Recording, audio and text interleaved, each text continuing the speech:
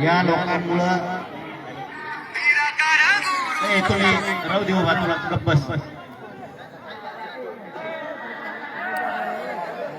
या राज्यात इतक्या क्रूरपणाने एका मायमातीची छेड काढली जाते. तुम्हाला सगळ्याला हाकून देईन ना ए चेती गप्प बस चल ते खाली खाली.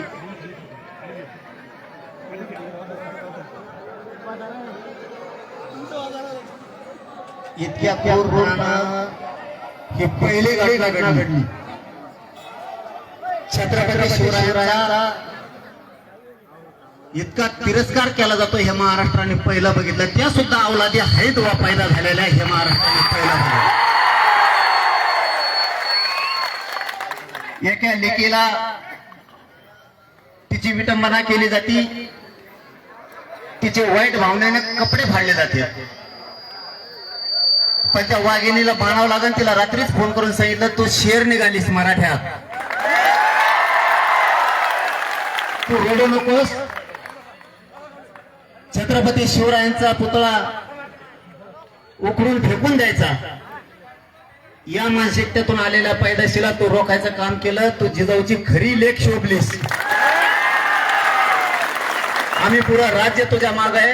तू फक्त रडायचं बंद कर. कारण छत्रपती आणि छत्रपतीचा अवमान करायला लागलेला अपमान तू थांबेल आहे. त्यामुळे तू रडायचं नाही. पुरं राज्य तुझ्या माग आहे. आम्ही आव्हान केलं नाही. आम्ही जर आव्हान केलं असतं आज इकडे यायचं तर तुमच्या बुलढाणा जिल्ह्यात मराठी बसली नसते. इतके करोडो मराठी बुलढाण्यात बसले असते.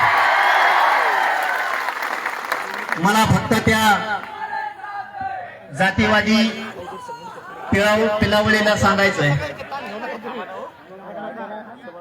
ही जी लाभार्थी टोळी आमच्याकडे पण येते. आम्ही जेलात फेकली बरीच. इकडे असणारी ती काही टोळी पैदास ज्यांनी ज्यांनी हे कृत्य केलं फक्त ते, बाकीच्यांचा काही संबंध नाही याच्याशी. यांना एकच सांगतो, जरी आम्ही इथं कमी संख्येनं आहेत म्हणून तुम्ही जर अन्याय करणार असलात तर राज्यात नंबर 1 ला आम्ही आहेत. आम्ही सुद्धा दांडे उचलू शकतो.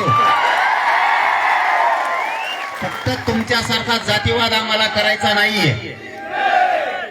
तुमच्यासारखा माज आम्हाला जातीचा नाहीये. आमच्यावरती छत्रपतींचे संस्कार आहेत म्हणून आम्ही जातीवाद करत नाहीये. आम्हाला त्या वाटावर आणू नको.